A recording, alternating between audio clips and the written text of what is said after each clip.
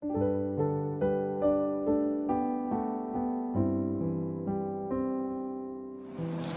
teman-teman, namaku Nanda, aku alumni SMA Negeri 3 juga. Aku juga dari dulunya 12 IPA 8. Buat adik-adik kelas yang mungkin ada yang kenal aku sih.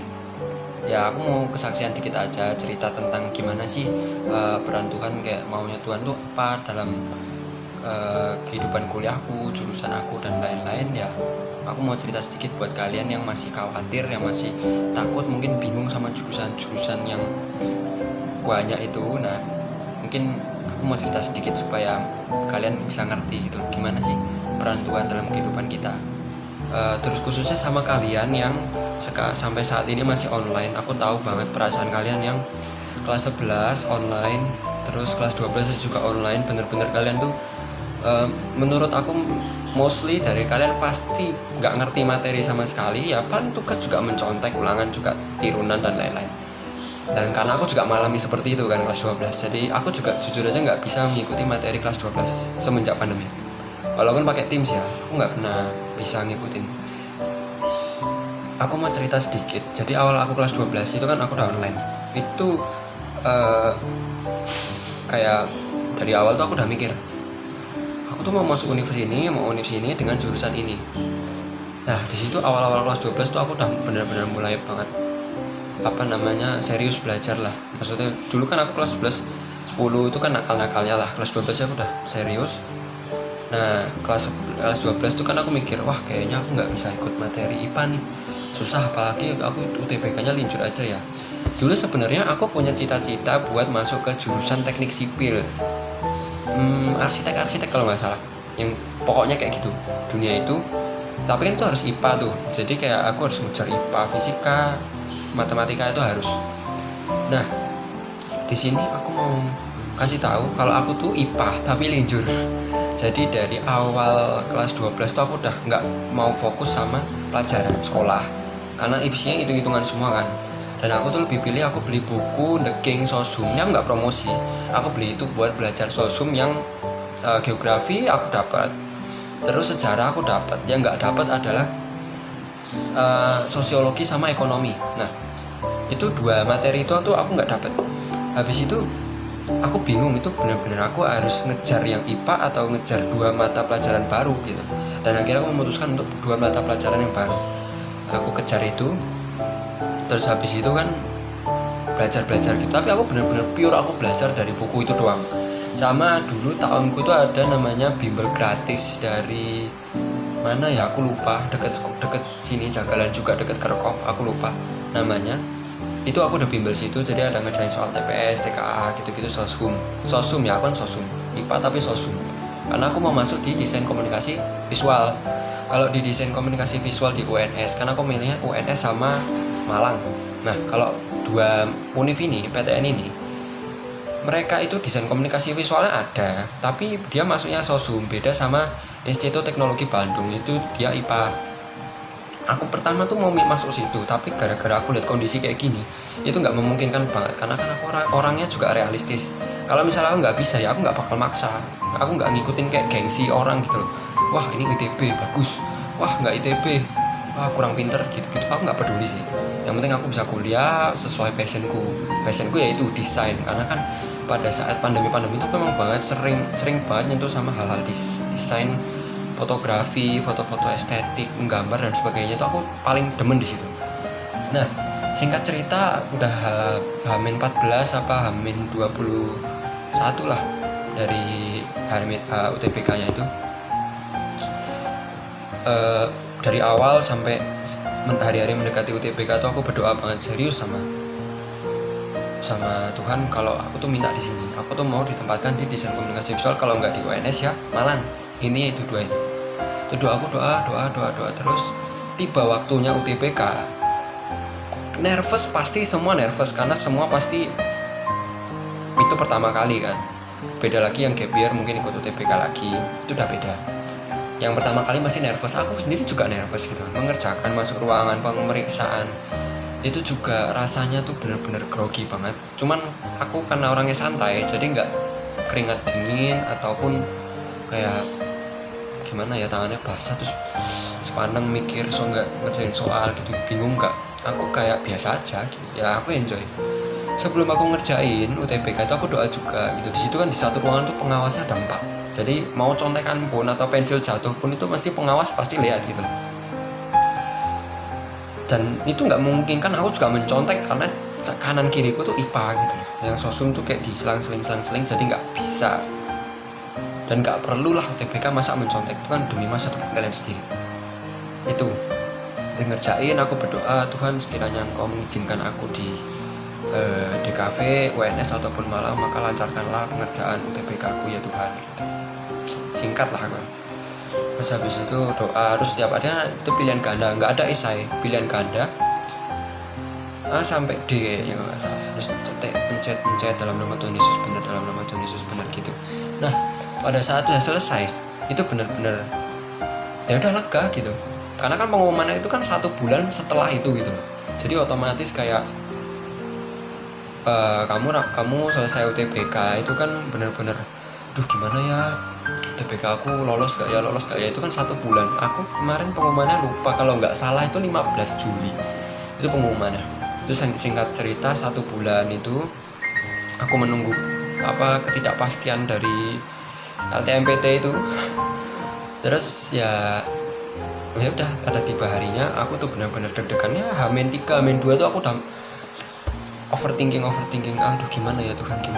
Tapi di situ aku ingat ternyata kan aku suka nih setiap malam itu Bible reading. Jadi Bible reading itu kayak baca firman Tuhan tapi dari perjanjian baru. Kalau aku dari perjanjian baru, jadi benar dari Matius 1 besok malamnya Matius 2 gitu-gitu kan baca.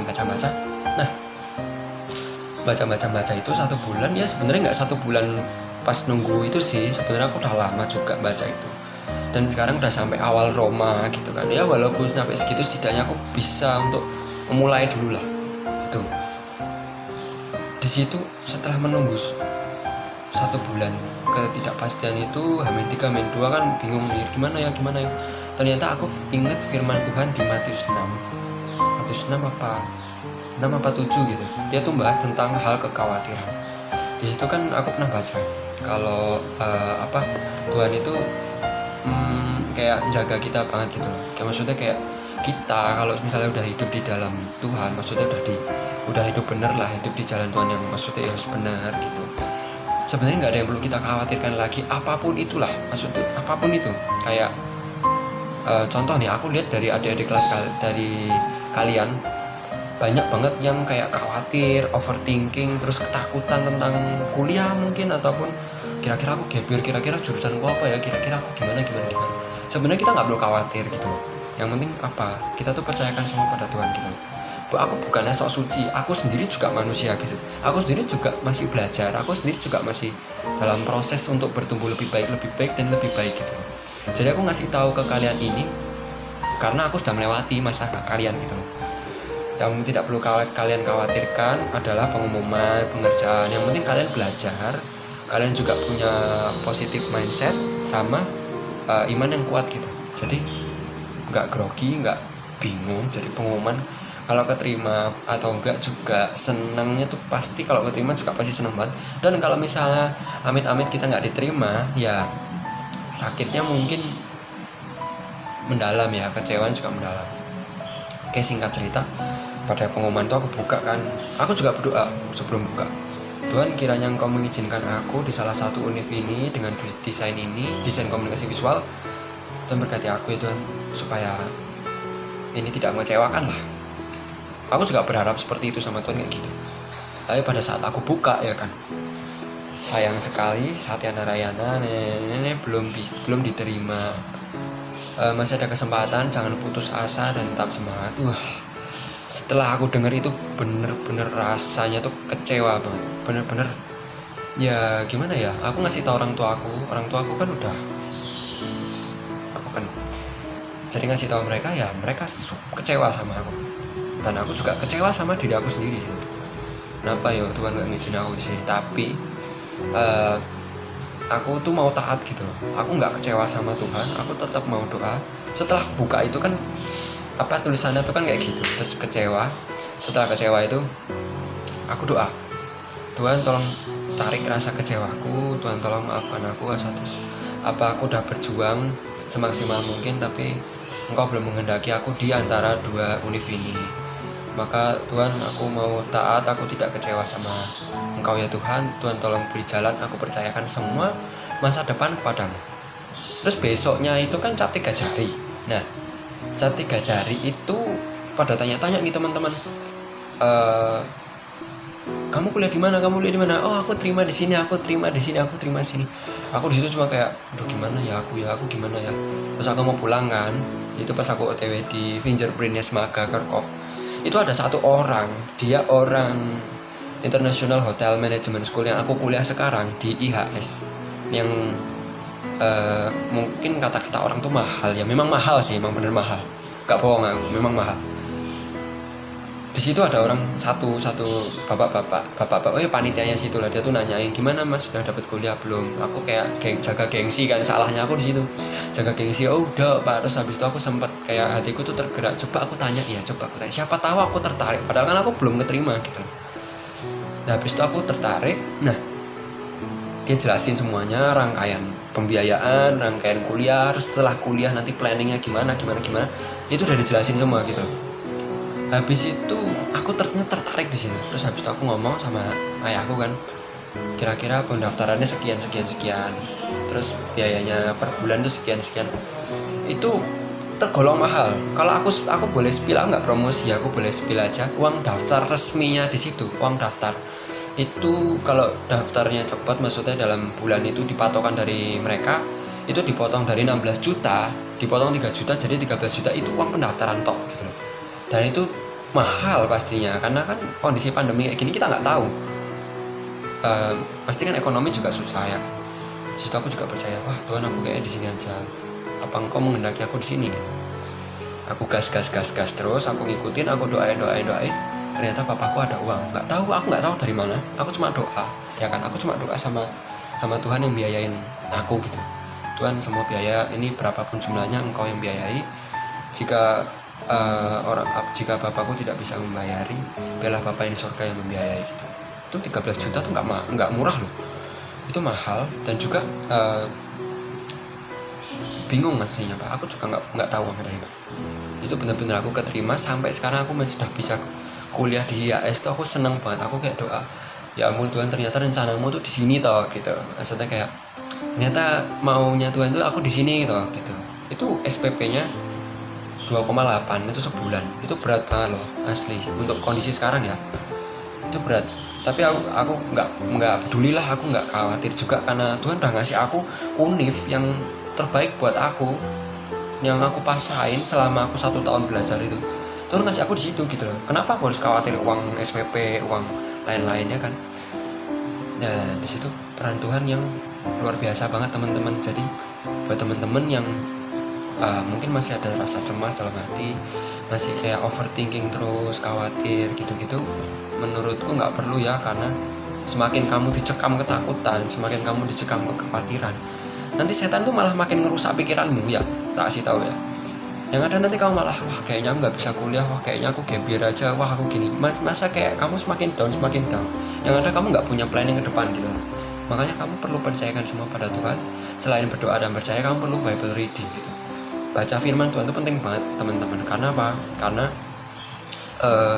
menurutku di situ tuh Tuhan tuh ngomong semua di situ. Bukan setiap kali kita doa Tuhan yang nggak mau ngomong sama kita, tapi kita yang menutup akses Tuhan ngomong ke kita gitu. Ya itu Alkitab itu. Ya aku nggak tahu Alkitab buku atau digital, mungkin terserah kalian. Yang penting kalian tuh baca. Pentingnya membaca apa?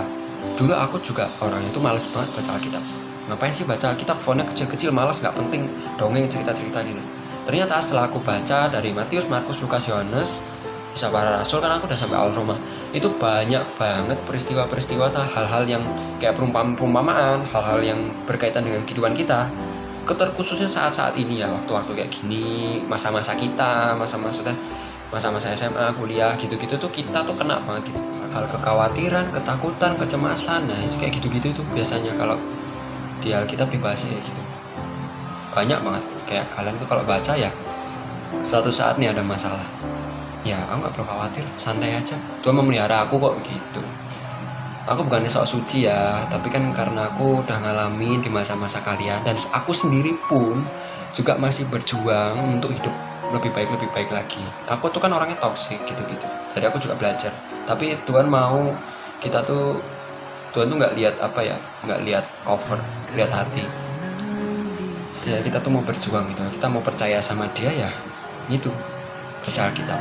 Aku nggak memaksakan, cuman pentingnya baca Alkitab itu tadi gitu loh. Aku bisa cerita kayak gini ya karena aku rajin baca gitu loh, walaupun kadang ada bolongnya ya.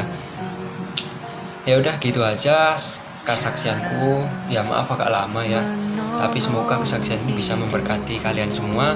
Semoga kalian bisa punya pemikiran lebih luas lagi tentang kuliah, tentang jurusan dan lain-lain. Nanti bisa tanya-tanya di Instagramku di deskripsi. Nggak apa-apa, DM aja kapan aja.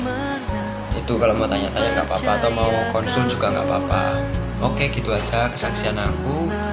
Semoga kalian sehat terus ya. Kalian harus jaga ya imun supaya bebas dari sakit penyakit, dan jangan lupa berdoa. God bless. Engkau yang lebih tahu cara untuk membuka jalanku. Engkau yang lebih mengerti, cara untuk menolong hidupku. Ku percaya Kau Tuhan yang tak pernah gagal, menjadikanku lebih dari pemenang. Ku percaya Kau Tuhan yang tak pernah lalai, menepati janji-janji-Mu.